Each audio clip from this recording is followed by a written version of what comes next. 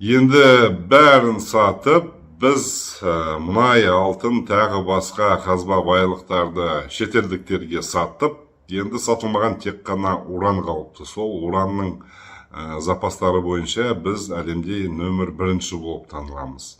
Маған жеткен ақпарат бойынша біздің ұлттық компаниямыз Казатомпром жуырда жекешелендіруге шалуы әбден ықтимал. Ол біздің намысы жоқ оңбаған ағашкаларымыздың ойлары, және олар өзіне ғана сатып алмай, әр қарай сол Казатомпромды ресейліктерге сатпақшы.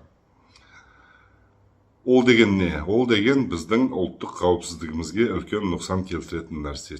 Жалпы жеке өз-өзіне сенген мемлекет болып танылатынымыз ары қарай екіталай деген сөз. Әбден Ресейдің малайына айналамыз. Сондықтан менің ойымша біздің жауларымыз Жириновский, әлгі неше түрлі Никифоровтар емес, Никоновтар, Федоровтар.